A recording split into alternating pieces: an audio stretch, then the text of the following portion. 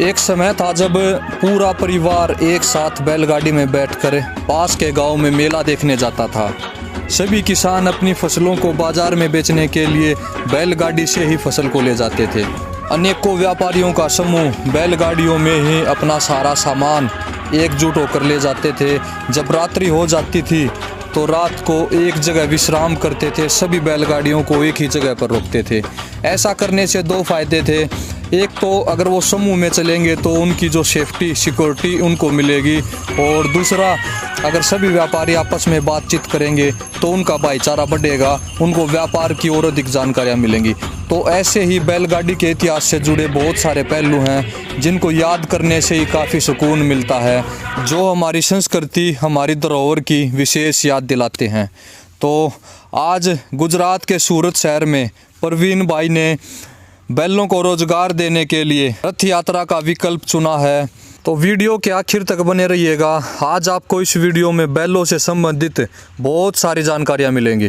तो प्रवीण भाई नमस्कार, जय गौ माता। जय गौ माता, जय गोपाल जी। काफ़ी समझ लो कि 4 साल हुआ जी। 4 साल पहले मेरे दिमाग में बात आई कि आज काफ़ी बैल नंदी रास्ते पे घूम रहे, कागज वगैरह खा रहे जी। उसका भरण पोषण करने के लिए कोई बसा नहीं है, उसको उसकी ज़रूरत मतलब छूट गई, उसको छोड़ दिया। तो आज इस बैलों से हम उज्जवल है। भारत का भविष्य देखो तो यही है। 40 साल पहले कोई टेक्नोलॉजी नहीं थी और इसी पर पूरा देश निर्भरित था। इसी से अन्न पैदा होता था और हम खाते थे जी। लेकिन आज मैं गांव में गया, मेरी आंख में खैर आंसू आ गए कि समझ लो कि कोई 20 साल का बुजुर्ग बैल हो गया, छोड़ दो, कुत्ते काट काट के खा रहे। तो क्या बताऊँ उसकी हालत में। तो मैंने संकल्प लिया है कि मैं यही बैलों से पैसा पैदा करके उस बैलों का पेट भरूंगा, अच्छे अच्छे नंदी का संवर्धन करूंगा कि उसको रास्ते पे घूमना नहीं पड़ेगा और अच्छे से कोई गौशाला में जाएगा, वहां से अच्छा गौवंश पैदा होगा। जी जी। और मैं एक गौकुल चैरिटेबल ट्रस्ट में 1 रुपए की किसी की रसीद नहीं लेता हूँ। मैं इसी के ऊपर समझ लो मेरा 2 बैल, अभी मेरे पास 8 बैल है गौकुल चैरिटेबल ट्रस्ट में, लेकिन ये 2 बैल का तो भरण पोषण खुद कर लेते हैं।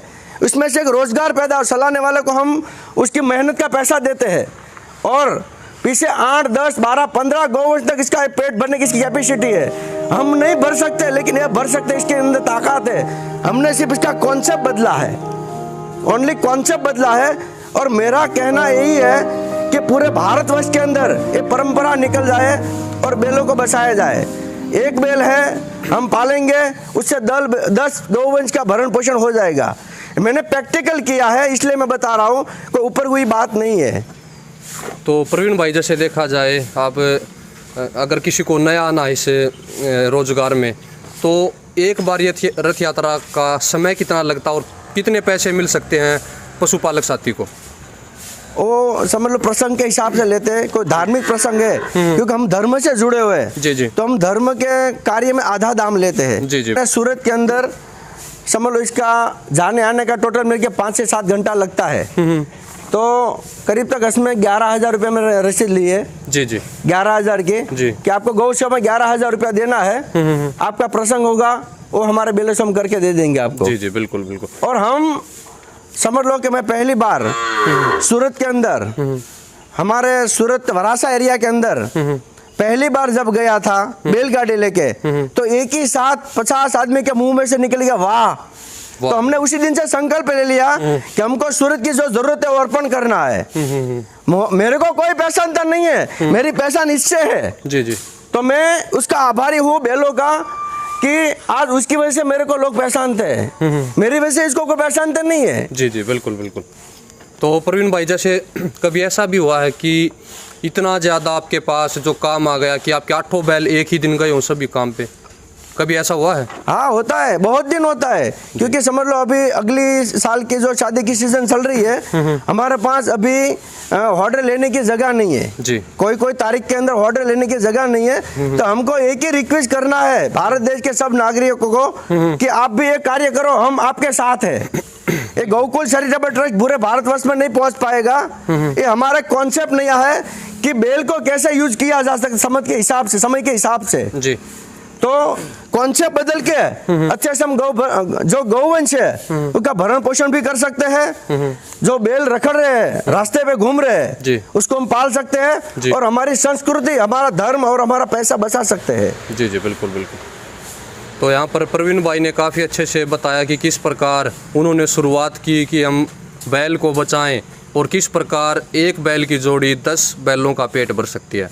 खुले खेतों में घूमते बैल, इन बैलों का शोषण नहीं किया जाता। जब इनको काम मिलता है तब इनको सवारी के लिए लेकर जाया जाता है। बाकी जो खाली समय रहता है उसमें इन बैलों को इस तरह से छोड़ दिया जाता है खुला चरने के लिए।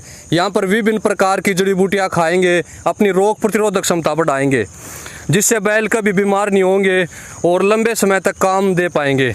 तो बहुत सारे साथी जो ज़्यादातर जो वीगन लोग हैं या फिर जो ऐसे लोग हैं जो जिनमें बहुत ज़्यादा भावना, वो बोलते हैं कि बैलों से खेती करना या बैलगाड़ी चलवाना इनको प्रताड़ित करने के समान है।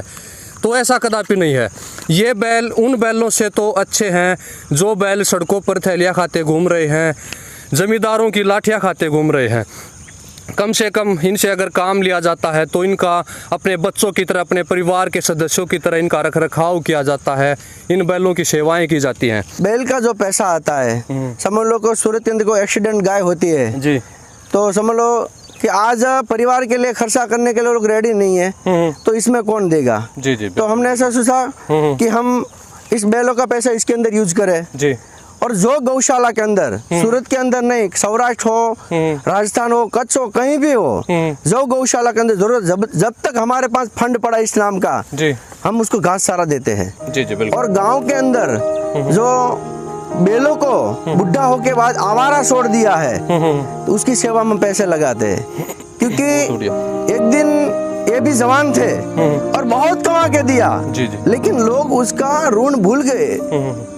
कहते वो बहुत दर्द हो रहा है जी, लेकिन लोग इसका ऋण भूल गए कि हमने उसको कमा के कितना दिया। फैक्ट्री वगैरह चल रही है तो किसके माध्यम से चल रही है? कहाँ टेक्नोलॉजी थी पहले, तो उसका दर्द हमसे देखा नहीं गया। और उसी दिन से हमने संकल्प लिया है कि हम इस बैलों के भरण पोषण, खाने पीने का व्यवस्था के लिए हम कुछ सूरत के अंदर करेंगे। और वही कॉन्सेप्ट के माध्यम से हमने बैलगाड़ी चालू किया है कि इस बैलों के माध्यम से कई बैलगाड़ियाँ चालू हुए और कहीं नर गौवंश का भरण पोषण हुए। जी जी जी बिल्कुल। तो जैसे आपके जो बैल हैं अब खुले में घूम रहे हैं, घास खा रहे हैं हरी भरी, तो कितने समय इनको खुला छोड़ा जाता है? इसको करीब तक 8-10 घंटा खुला छोड़ा जाता है। और दोपहर के टाइम में खाना खा के वो कहीं छांव में बैठ जाते हैं, पीछे वृक्ष लगा हुआ है, वृक्ष के नीचे बैठ जाएंगे, फिर भूखे होंगे, फिर खाना लग जाएगा। तो क्योंकि काम का जब सीजन हो तब इनको खाने के लिए क्या क्या दिया जाता है? काम काज के सीजन के हम पहले सुबह इसको समझ लो काम काज पे भरपेट खिलवा देते हैं और कहीं भी जाए तो साथ में उसका खाना पीना साथ में व्यवस्था करके जाते हैं।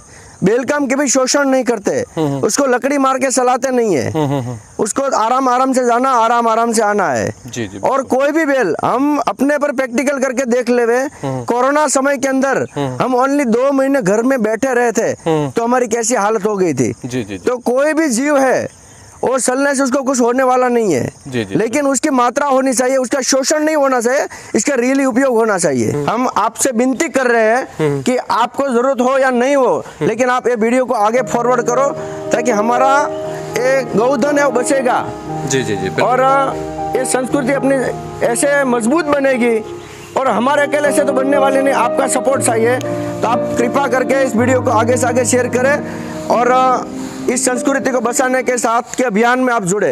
जी जी। जय गौ माता, जय गोपाल।